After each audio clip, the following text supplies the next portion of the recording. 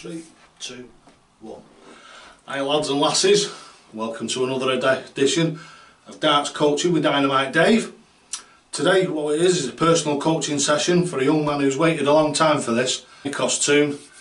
As usual, what we'll do is we'll do it in sections. So section 1, what we're going to go on to first of all is his stance addressing the board and the way that he's conducting his practice. So let's go over to section 1. Right, here we are over in section 1, and in section 1 what we're going to talk about is the way that Nickos stands and addresses the board. As you can see, his stance and his address to the board is pretty standard, alright, not too bad. The one thing, big piece of advice for you, or two pieces of advice for when you're setting up.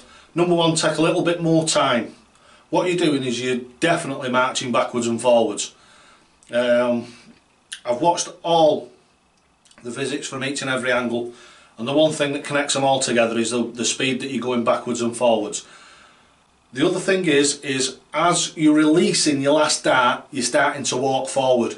Throw the dart, take a breath, and then walk forward, because what it's doing is it's that last dart, it's interfering with your follow through, because your follow through is becoming, on your last arrow, part of your first step.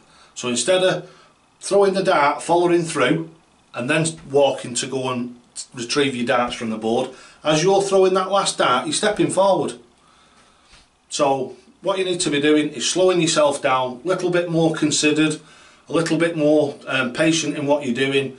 Get yourself an app on your phone or something, which I've told people millions and millions of times. Get an app on your phone and play against the computer.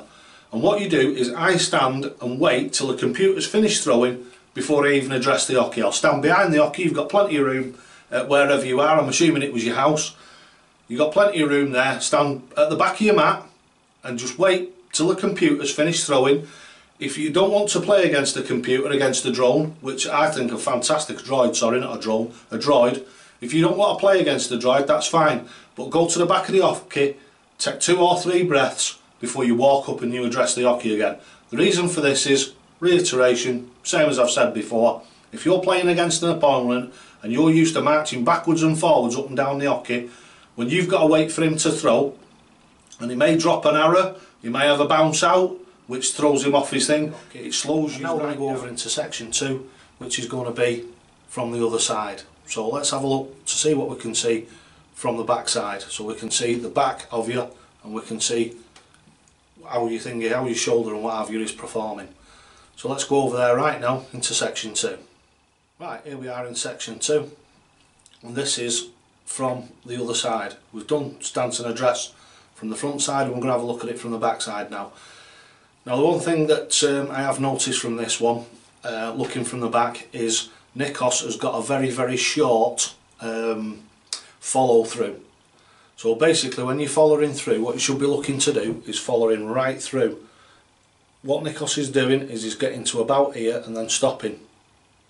And I've always said, and what happens is when you're throwing, if you don't follow through, as your hand is stopping, because of how quick your brain works, your brain is already slowing that hand down when you're releasing the dart.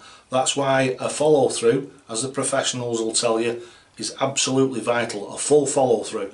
So basically the dart's got to go, and the dart has got to be on its way before your brain has any inkling whatsoever of slowing that hand down.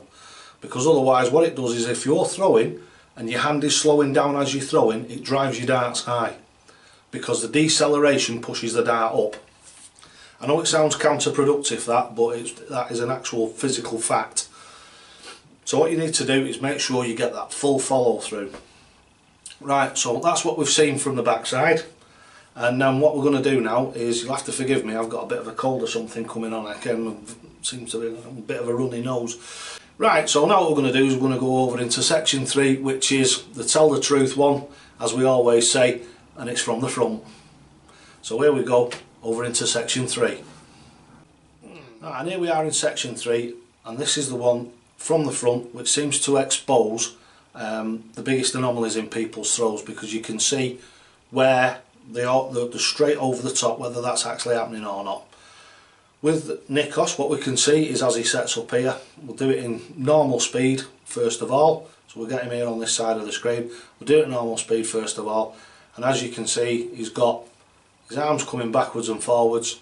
But the first thing that I notice, even on normal speed, is his hand is coming across to the side of his face. Because I'm left-handed, it'll be going the opposite way, but as it comes across, you can see it coming across his face, and then as he's delivering the arrow, it's going off at an angle. This is the biggest contributing factor to inaccuracy, because what happens, and I've said this before in other coaching videos, as your hand comes across your face, your brain is then trying to bring it back so the dart goes straight in front of you. So if you get that arm going, as you can see from here, if your arm is going like this, then the dart is going off in that direction. If your hand is going off and your arm is going like this in a perfectly straight direction, there's only one way that them darts can go, and that is straight. The only way that you're going to get any form of variation in them is up and down, and that can be controlled by arm speed. So you can alter your arm speed to change the way that the darts drop into the board. So it's a lot easier than trying to throw off at an angle and then your brain trying to pull it back. So if you're going directly over the top with your hand and your arm, the only way your darts are going to go is straight into that 20, and it's just a matter of getting the arm speed right. The same when you're going for treble 11 or treble 6 or treble 13. If you're going towards that and your hand is going straight over the top towards that treble that you're going for, as long as you get the arm speed right, it's going to go in, or it's going to go very close. So that, if you incorporate that, Nickos, you're going to improve your accuracy, and you're going to improve your consistency massively in a short period of time. Right, so that's what we've seen from the front. It also confirms the follow through, which is too short. It confirms the when you're going backwards and forwards up the hockey, setting off too quick, and as you throw in that last arrow, you're stepping virtually the split second it's left your hand, you're going towards the hockey.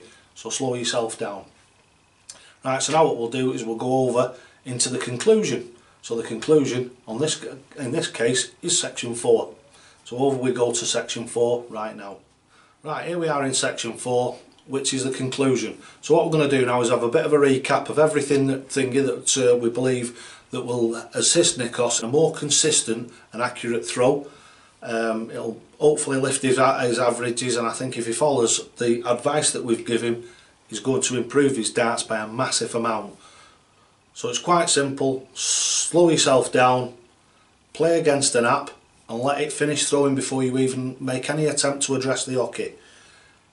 Make sure you get that follow through properly, and when you're walking toward, when you're throwing that last arrow, let the arrow go and hit the board. Make sure you hear it hit that board before you make any move to step forward, and I think that'll improve your darts massively.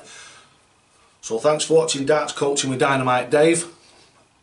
Thanks to Nickos, and thanks to everybody else, all the contributors, all the donators, and everybody for watching the videos. Hopefully they're enjoyable, hopefully they're informative, and hopefully they're entertaining. Right, so thanks for watching Darts Coaching with Dynamite Dave, and don't forget, lads and lasses, always, always, always, toe to the hockey.